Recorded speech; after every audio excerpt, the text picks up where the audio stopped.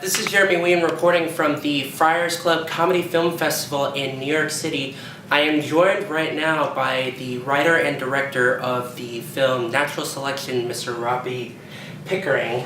So can you, for those who aren't really aware of what the film's about, can you kind of give a brief kind of summary of it? Yeah, okay. So it's about this woman. She's a Texas Christian housewife. And she's been happily married for 25 years, but the thing is that she's barren. She can't have kids. And in that kind of community, you know, that's a mark of shame. But her husband has been great for the last 25 years. He's a very loving husband, all that. He's a saint. Until she finds out that he's had a stroke jerking off in a sperm clinic. A sperm clinic that he's been going to for the last 24 years. And you know, Linda, this woman, is the kind of woman who, yes, she's mad at him, but she also blames her own kind of physical, shortcomings for driving him to those ends to have children. So she makes him a promise that before he dies, he asks to see his eldest son, and she goes out to find the eldest son in Florida. But it turns out that the eldest son is, one of these guys you see like on reruns of Cops. He's an awful person. But he goes with her because he's being hunted by the police. They have an odd relationship that develops, and the movie's really about the two of them, Linda and this guy Raymond, who's just a abhorrent piece of shit. But they connect in an odd way. Where did the idea for the film initially come from? Initially, it came from I had always wanted to do a film. I grew up in a very religious community in Texas, and I'd always wanted to do a film about a woman like my mother. These religious housewives I knew growing up in Texas, I just never had an emotional window into that. And one day, 6 years ago, I found out that my stepdad, who had been with my mom for a great deal of time, was dying of cancer, and that she would soon be alone. And that gave me kind of an emotional window into the story, looking at it as the story of a woman who is facing this same sort of loneliness that my mom was facing, because in the movie the husband is going to die, and she will be alone. That was the genesis of the story. It was really helping me through that period when my stepfather was dying, and I was scared for my mother. I know you had said during the Q&A after the screening tonight that it took 6 years to get the movie made. Yes. Were there any drastic changes between the original script and what was shown tonight? Was there anything, I mean, without getting too plot heavy, of course? No, I mean, there's a 7-minute section of the movie that's just cut out completely.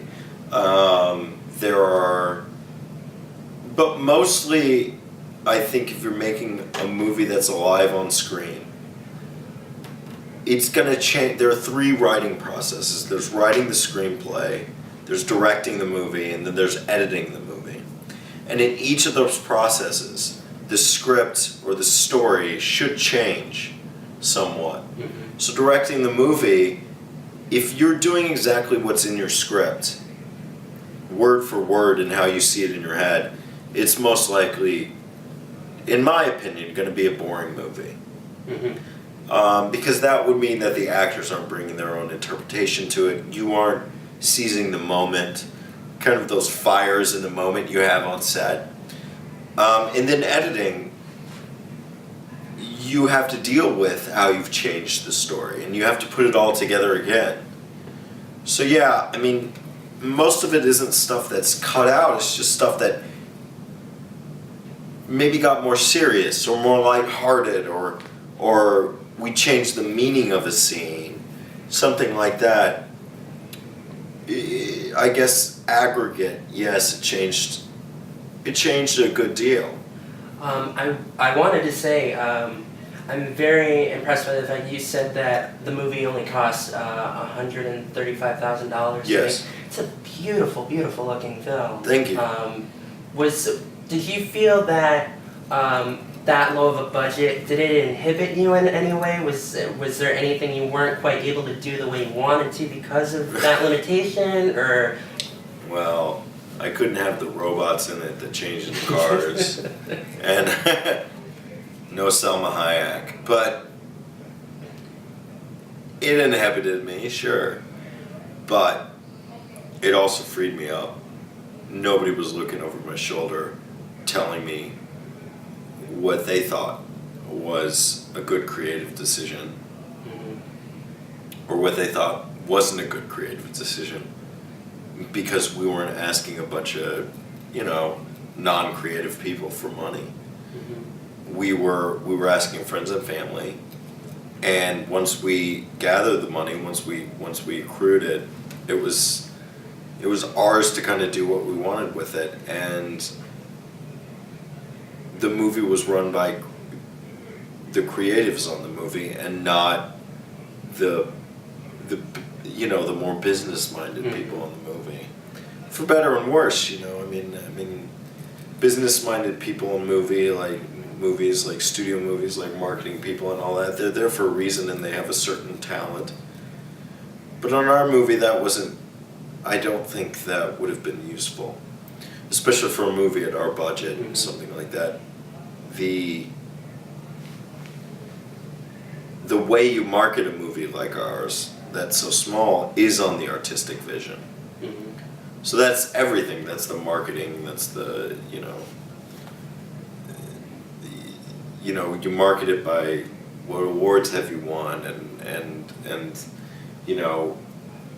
what interesting thing did you do in this movie that we're not going to see in Contagion or something like that. Right. Like how did you push things here, or how did you kind of turn the road movie on its head in a way, and how did you do something unexpected? And I think my producers really understood that and embraced that. So yeah, sure, I missed. I mean, we had to shoot in 18 days. If we'd had $1 million, we could have shot in 23. Who gives a fuck? I got to do whatever I wanted, so. Awesome. Yeah. Well, speaking of awards you've won, the film premiered at South by Southwest and just destroyed in every category. Destroyed. I gotta phrase it that way when you go in and win Best Narrative Feature Audience Award. Both of your leads win in their respective categories. I mean, how did that feel coming out of that? Coming out of it felt really good. In the moment, it was a little like I'd been working. You got to understand, we've been working on that movie for 6 years. So I was just so exhausted by that point that it was a little. It took a while to sink in, but it felt good. There was an element of vindication and all that, but really it just felt good to see my composer, the editor I work with, and especially the actors that gave so much to me in the movie get recognized. That was the best thing about it, mostly, because all of those people are my actor, my actress, my composer, my editor, and my DP who didn't win, and my producers who didn't, there was an award for or whatever. All those people gave blood, sweat, and tears to put, my mommy issues up on screen, which is a gift, and that was probably the greatest thing about it.